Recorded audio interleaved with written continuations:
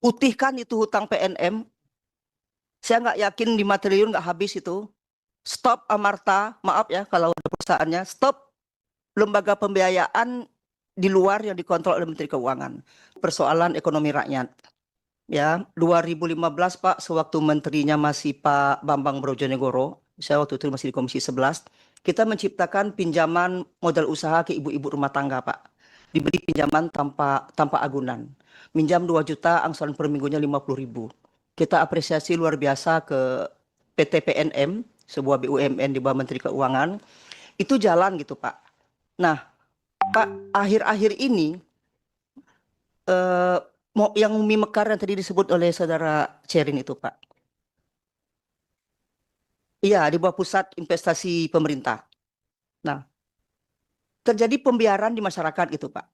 Ketika mau Pilpres 2024, ada desakan agar menambah jumlah nasabah tanpa ada kontrol dari pemangku jabatan. Jadi sekarang yang terjadi itu Pak Menteri, masyarakat terjerat dengan pinjaman dari berbagai sektor.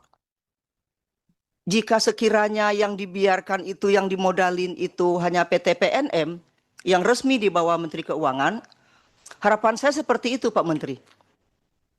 Pak Menteri. Jadi keinginan saya, karena saya ikut mengikuti di lapangan, Senin ibu-ibu emak-emak itu bayar hutang ke PNM. Selasa bayar ke PT Amarta. Rabu bayar ke PT MBK. Jadi sepanjang waktu, sekarang boleh deh, kalau ini nggak dihentikan, ini akan terjadi ledakan kemiskinan luar biasa di daerah. Semua rumah itu punya hutang. Ketika mereka ingin sedikit saja minjam kur, mereka tidak bisa Pak Menteri. Aturannya mereka setelah minjam PNM yang hanya 2 juta, 3 juta, sampai maksimal 10 juta itu, mereka dilarang minjam kur. Nah, yang paling fatal itu sekali lagi, kok Menteri Keuangan membiarkan banyak betul. Isinya memang dari OJK gitu Pak. Lembaga pembiayaan itu, janganlah rakyat itu menjadi pasar gitu Pak. Sekarang menjadi pasar, minjam 10 juta, kadang-kadang dikasih bonus tuh Pak. Saya hanya fokus, saya maunya PNM resmi di bawah pemerintah, tambah modal, dan jangan sebesar itu bunganya Pak. Minjam 50.000, angsurannya seminggu, minjam 2 juta, 50.000. Sekarang sudah sampai 10 juta, megang angsur 375.000 seminggu. Nah, tambah dengan Amarta, semua lembaga keuangan yang diizinkan OJK ini berkeliaran ke rumah-rumah masyarakat. Ngasih bonus, ngasih ini. Jadi perceraian meningkat.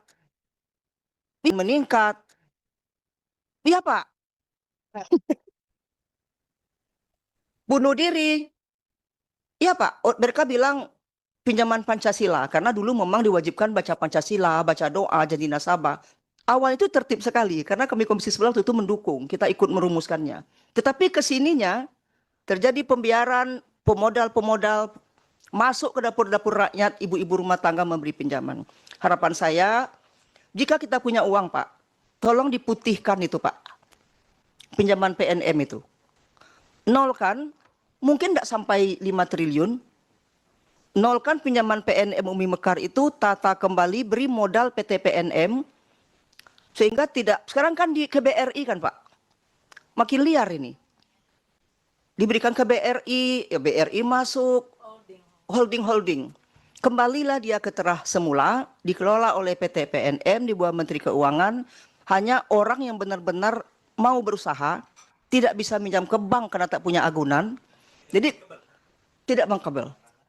Gitu Pak Menteri. Senang bisa menyampaikan ke Pak Menteri siang ini, kalau terjadi dulu tuh Pak, Presiden memerintahkan nasabah harus nambah 17 juta. Itu siapapun yang duduk di warung mak-mak tuh Pak dipinjamin. Jadi kenapa tidak yang sehat dinaikkan pinjamannya gitu.